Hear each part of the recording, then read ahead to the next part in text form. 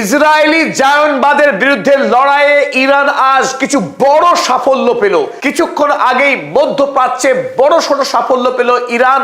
সেই সাফল্য আপনাদের সামনে তুলে ধরছি এই নিবেদনে। চলুন দেখে নিই এই মুহূর্তে মধ্যপ্রাচ্যে কি কি বড় ঘটনা ঘটিয়ে দিয়েছে ইরান। প্রথম বড় খবর, আজ কুয়েতে মার্কিন দূতাবাসে ইরান এক বিরাট ড্রোন হামলা চালিয়েছে। আর সেই ড্রোন হামলায় আপনারা দেখছেন যে বিরাট কালো ধোঁয়া আকাশ ছেয়ে গেছে। দেখছেন আপনারা, ড্রোনের হামলাতেই মার্কিন দূতাবাস এভাবে ধ্বংসপ্রাপ্ত হয়ে গেছে। আমেরিকার যে আকাশ প্রতিরক্ষার গল্প প্যাট্রিয়ট এবং থার্ড কোনো কাজে আসেনি। মিসাইল নয়, কেবলমাত্র ড্রোনের হামলাতেই কুয়েতের এই মার্কিন দূতাবাস গুড়িয়ে গেছে। তাৎপর্যপূর্ণ ঘটনা। আর এই দূতাবাসের যত মার্কিন কর্মী ছিলেন তারা প্রাণের ভয়ে বেগতিক পালিয়েছেন আগেই। আর জানে কে? কুয়েত সরকার রাজ আদরে তাদেরকে লুকিয়ে রেখেছে। কেন ইরান মধ্যপ্রাচ্যের এই রাষ্ট্রগুলোকে উপর্যুপরি হামলা করছে তার কারণ কিন্তু এখানেই লুকিয়ে আছে। গতকাল পৃথিবীর একাধিক দেশে মার্কিন দূতাবাসকে ঘেরাও করে তীব্র প্রতিবাদ জানিয়েছে মানুষ। পাকিস্তানে সব থেকে উল্লেখযোগ্য ঘটনা ঘটেছে। আপনারা জানেন যে পাকিস্তানের সাধারণ মানুষ আমেরিকার ইরানে এই আগ্রাসী হামলার বিরুদ্ধে প্রতিবাদ জানিয়ে তারা ঘেরাও করেছিল পাকিস্তানের মার্কিন দূতাবাস। আর পাকিস্তানের পুতুল সরকার আমেরিকার নির্দেশে পাকিস্তানের সাধারণ মানুষকে গুলি চালায়, 9 জন মানুষ প্রাণ হারায়। কিন্তু তাতেও পাকিস্তানের সাধারণ মানুষ কিন্তু ভয় পায়নি। তারা মার্কিন দূতাবাসে ব্যাপক ধ্বংস চালিয়েছিল, অগ্নিসংযোগ করেছিল। আপনারা দেখেছেন যে শেষ পর্যন্ত পাকিস্তানের এই কাপুরুষ শেহবাজ শরীফ আয়াতুল্লাহ আলী খামেনির মৃত্যুতে শোক প্রকাশ করেছে। এমনকি আমেরিকা এবং ইসরায়েলি আক্রমণ আন্তর্জাতিক আইনি লঙ্ঘন বলে লিখতে বাধ্য হয়েছে শেষ পর্যন্ত। এখন দেখার মধ্যপ্রাচ্যের রাষ্ট্রগুলো এতদিন গোপনে যারা জায়নবাদী শক্তিকে হাত শক্ত করে তারা আর কতদিন এভাবে বেইমানি করতে পারে ইসলামিক রাষ্ট্রগুলোর সঙ্গে। কুয়েতে আজ অপর বড় সড় ঘটনা ঘটেছে। আমরা দেখছি যে আমেরিকার যুদ্ধ বিমান F-15, এই F-15 যুদ্ধ জাহাজ আচমকায় আগুন লেগে ভেঙে পড়ে।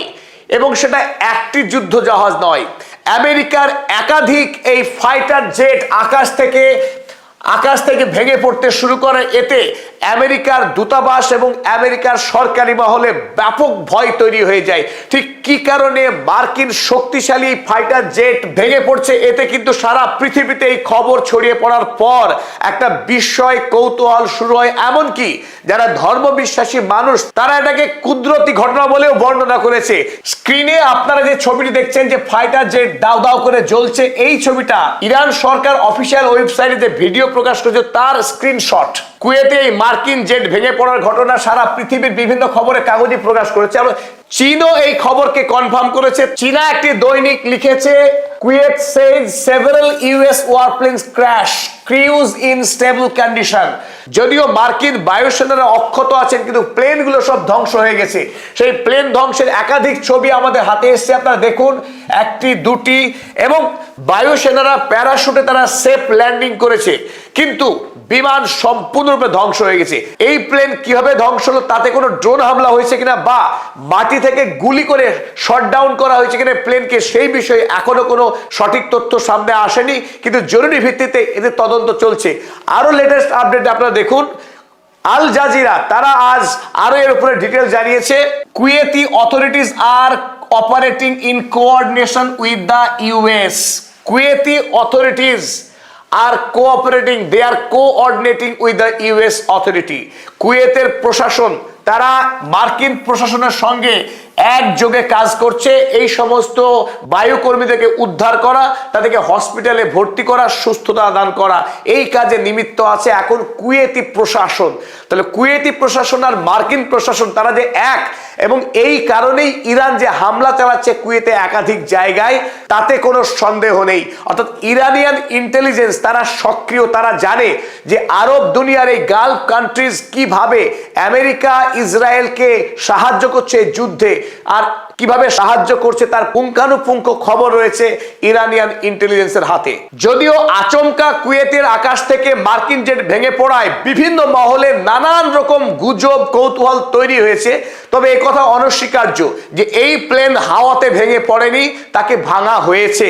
আর এই ভাঙার পেছনে নিশ্চিতভাবেই ইরানের শক্তিশালী হাত রয়েছে। তৃতীয় গুরুত্বপূর্ণ আপডেট, এই মুহূর্তে সৌদি আরবে আবারও হামলা চালিয়েছে ইরান। সৌদি আরবের বৃহত্তর তেল কোম্পানি আরামকোর তানুরা রিফাইনারিতে আজ ড্রোন হামলা চালিয়েছে ইরান। রবিবারে যখন প্রথম হামলা হয়েছিল ইরানে, তার বদলা হিসেবে রাজধানী রিয়াদে, সৌদি আরবের রাজধানী রিয়াদে একটি মাত্র মিসাইল হামলা করেছিল ইরান। তারপরে রবিবারের সারাদিন সৌদি আরবে আর কোনো হামলা চালায়নি ইরান। কিন্তু আজ সোমবার দেখলাম নতুন করে আবারও ইরান সৌদি আরবের উপর বারমুখী অবস্থান দিল। কারণ ইতিমধ্যেই একটি খবর চারিদিকে গুঞ্জন, ইরান হামলা করতে মার্কিন যুক্তরাষ্ট্রকে উস্কে দেওয়ার কাজ করেছে সৌদি আরব। সৌদি আরবের হাত রয়েছে এই হামলার পেছনে। সুতরাং এই মুহূর্তে আজ যে হামলা হয়ে গেল, তাতে ইরানের বিরুদ্ধে সৌদি আরবের ষড়যন্ত্র কতখানি বা আদৌ সত্য কি মিথ্যা সেই বিষয়ে আশ্বস্ত না হওয়া গেলেও আজ যেভাবে ইরান এই তানুরা রিফাইনারিতে আক্রমণ করেছে, তাতে এক বিরাট অগ্নিসংযোগ ঘটে যায় গোটা রিফাইনারিতে। আপনারা দেখছেন যে কি ব্যাপক তার প্রভাব। এমনি তেল অতি দাহ্য বস্তু, আর সেই তৈল শোধনাগারে যদি হামলা চালানো হয়, সেখানে কি ব্যাপক অগ্নিকাণ্ড এবং ধ্বংস হতে পারে তারই কিছুটা নমুনা আমরা এই স্ক্রিন থেকেই আন্দাজ করতে পারছি। সৌদি আরবের সর্ববৃহৎ তৈল কোম্পানি আরামকো, যে আরামকো সারা পৃথিবীতে অন্যতম বৃহৎ তেল সাপ্লাই কোম্পানি। আমরা জানি গোটা পৃথিবীতে এই মুহূর্তে ভেনেজুয়েলাতে সর্বাধিক খনিজ তেলের সঞ্চয় থাকলেও সৌদি আরব হলো সেই দেশ যে দেশ গোটা পৃথিবীকে সর্বাধিক পেট্রোলিয়াম সাপ্লাই করে থাকে। আজ যখন সৌদি আরবে এইভাবে আক্রমণ হচ্ছে, সারা পৃথিবীতে তেলের দাম বেলাগাম বাড়বে। আমেরিকা এবং ইউরোপ আগামী দিনে এক মারাত্মক সংকটের দিকে পড়ছে। শুধু আমেরিকা এবং ইউরোপই না, গোটা